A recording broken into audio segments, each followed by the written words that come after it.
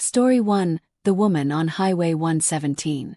It was late June of 2022 when I decided to drive from Denver to Phoenix to visit my sister. I'm 25, I drive a gray 18 Civic, and I love road trips. The kind where the music becomes white noise and the road looks like it stretches forever. I'd done the trip before, but never at night. This time I left after work, around 9 p.m., figuring I'd crash at a rest stop halfway through. For the first few hours the drive was uneventful. Empty highways, truck lights sliding past like ghosts. Around midnight the rain started. Not a drizzle, thick, relentless rain that blurred the reflectors on the asphalt. My wipers fought to keep up. The GPS showed nearly 50 miles to the next town, so I slowed to 40 and leaned forward over the A woman, barefoot, standing on the shoulder, one arm raised like she was waving for help. White dress plastered to her legs from the rain. I slowed instinctively. The moral side of me screamed stop, but the logical part whispered don't. Out there alone in the storm it felt wrong. I rolled down the window a few inches. "Are you okay?" shouted. She didn't answer. Just stared wide-eyed, mouth slightly open. Her hair was soaked and clung to her face. Then she raised her other arm and pointed down the road behind her.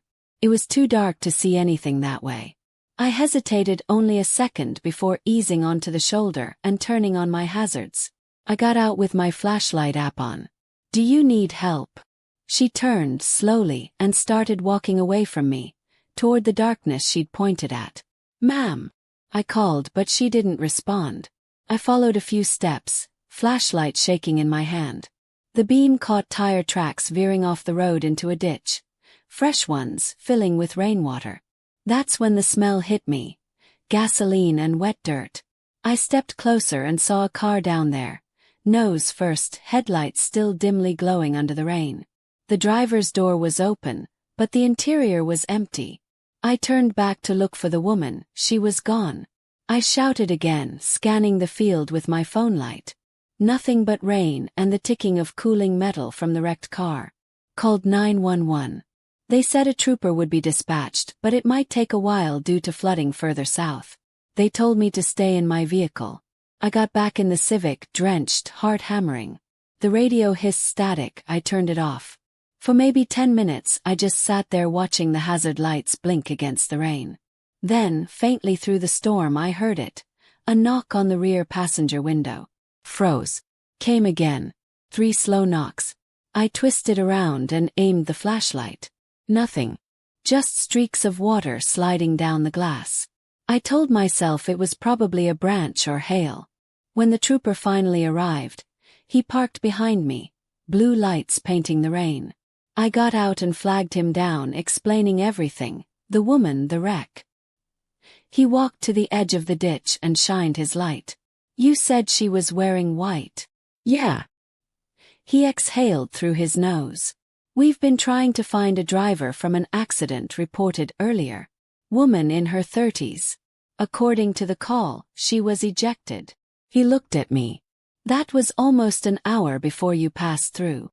They recovered a body about 30 yards from the crash, face down in the mud, wearing a shredded white dress. I drove the rest of the way with the interior lights on, every shadow in the mirrors making me flinch. I haven't taken a night drive since." Story 2.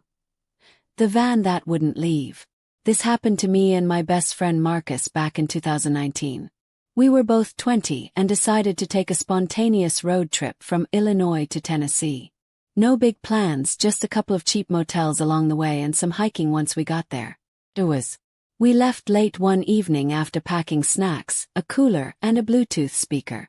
The first few hours were nothing but open road and loud music. Around 2 a.m., somewhere in rural Kentucky, Marcus started getting tired, so I offered to drive while he dozed off. The road ahead was dead quiet. The GPS showed 50 straight miles of nothing. No gas stations, no streetlights, just dark fields and occasional mailboxes. Then, maybe 10 minutes later, I noticed headlights in the rearview mirror. Pair of bright white beams coming up fast. They slowed once they reached me, staying maybe 50 feet behind. I figured it was another driver being cautious on a dark road. But after 5, then 10 minutes, the car was still there. Never passing, never falling back. Started to feel weird. I tapped Marcus's shoulder. Yo, someone's been tailing us for a while. He half woke and looked in the mirror. Probably a trucker. Don't worry. But it wasn't a truck. When I looked closer, I realized it was an old beat-up white van. No markings, no windows except in front. Its headlights had a faint yellow tinge, one slightly dimmer than the other. I changed lanes, then slowed a little. The van slowed too.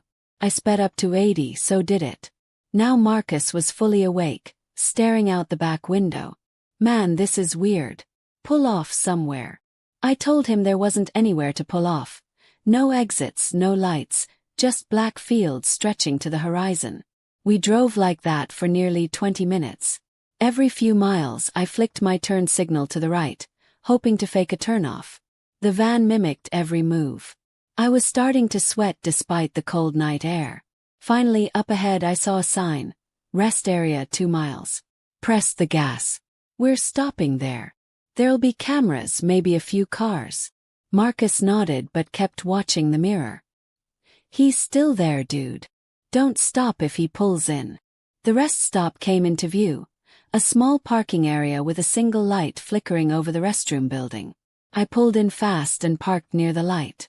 The van slowed as it passed the entrance. And then kept driving. We both exhaled at once. Marcus laughed nervously. Man, that was creepy. Probably just some idiot messing around. We decided to stretch our legs and grab a drink from the vending machine. As we walked back toward the car, Marcus suddenly stopped. Wait. I followed his gaze. The van was parked about 100 yards down the road, just barely visible under a tree line, headlights off. Sitting there, waiting. I felt my stomach drop. We got back in the car immediately and locked the doors. I started the engine and pulled back onto the highway, flooring it to 90. The van didn't move. For 10 solid minutes I kept checking the mirror. Nothing. We both tried to laugh it off, saying maybe he'd turned around or just parked asleep. But about half an hour later, when we hit a more populated stretch near Bowling Green, Marcus stiffened. Bro, behind us. The van again. Same one.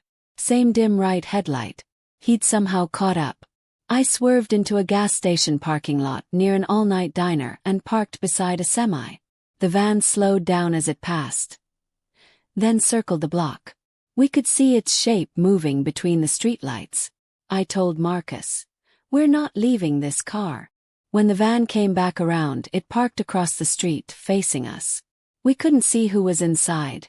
The windshield just looked black. We sat there frozen for what felt like forever until a police cruiser pulled into the lot. The van instantly pulled off and sped away. The officer came over, asked if everything was all right. We explained what happened. He took our plate number, asked for a description of the van, and radioed it in. He said there had been similar reports of a suspicious white van following drivers along that same route. He escorted us to the next exit and advised we stay at a motel for the night.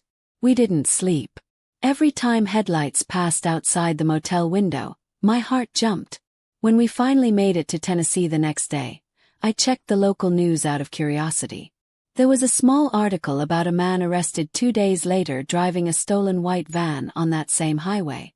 Inside, police found rope, duct tape, zip ties, and a fake badge. The van had no back seats, just a mattress and restraints. I don't know if it was the same one, but I'll never drive through Kentucky at night again. Early spring, cold, misty mornings and quiet, empty highways. Story 3. The gas station that shouldn't have been there. This happened in 2016, when I was driving cross-country alone from Oregon to Colorado for a new job. I was 24, had packed everything into my old Subaru, and wanted to make the drive in 2 days. I left late afternoon, planning to stop somewhere around Boise for the night. Everything went fine for the first few hours. Endless forests, mountains, and the occasional small town. Around midnight, I started getting drowsy but couldn't find a decent motel. My gas gauge was dropping close to a quarter, so I decided I'd pull over at the next open station, refill, and take a nap in the car if needed. The next 30 miles were empty. Not a single gas station, not even a lit sign. Just darkness and pine trees pressing close to the road. That kind of silence where even your engine sounds too loud. Then, out of nowhere, I saw a flickering red light up ahead. An old neon sign that said, "Gas and food. Open." It looked ancient, half the bulbs burned out, but it was the first light I'd seen in almost an hour. I slowed and pulled in. The station looked like something from the 1970s. There were 2 pumps, a small shop, and a payphone booth. A single fluorescent bulb buzzed above the door. The building was surrounded by dense trees. No other lights or traffic anywhere. I parked beside the pump and got out. The air smelled strange, like burnt rubber mixed with something metallic. I looked around for an attendant but didn't see anyone. There was a faint glow coming from inside the store. The door creaked as I opened it. A small bell jingled. The inside was dim, shelves mostly empty except for dusty cans of food and a few old magazines. A small TV in the corner was showing static. Behind the counter was a man, maybe in his late 60s, wearing a stained trucker hat and a flannel shirt. His eyes were pale blue and didn't blink much. "Evenin'," he said, voice hoarse. He nodded. "Hey, can I get a fill-up? Regular unleaded." He smiled slowly. "Sure can. Pump's ready. Pay after." I went back outside, started pumping gas.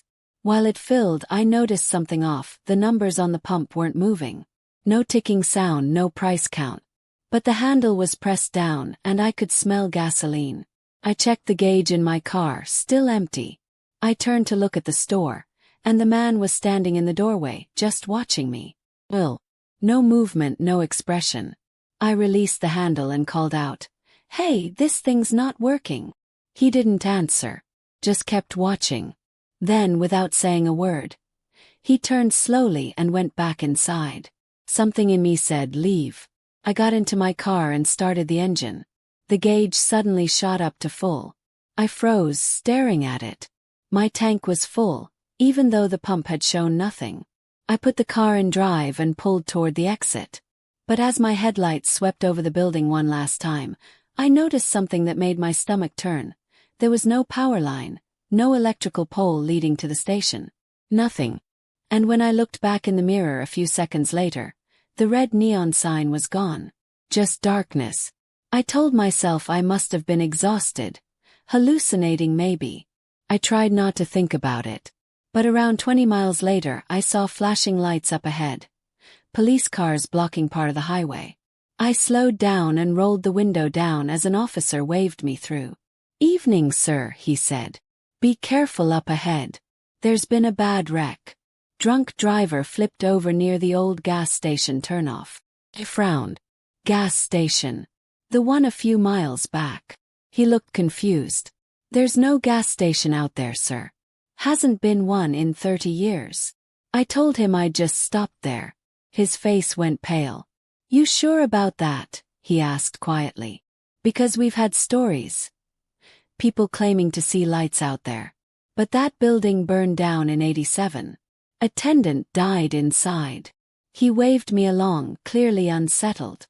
When I got to my motel in Boise and stepped out of the car, I could still smell gasoline. Heavy and raw, even though I'd driven nearly 50 miles since. I popped the gas cap, half expecting something wrong. Inside was pitch black liquid, thicker than fuel, with a faint burnt odor. I dumped it out at a mechanic shop the next morning and refilled at a normal station. The mechanic told me whatever had been in there wasn't gas. He said it smelled closer to charred oil and ash. To this day, I don't drive long distance alone at night anymore. Because every time I see a red neon light in the distance, I still wonder if it's real. Or if I'm about to stop at a station that shouldn't exist.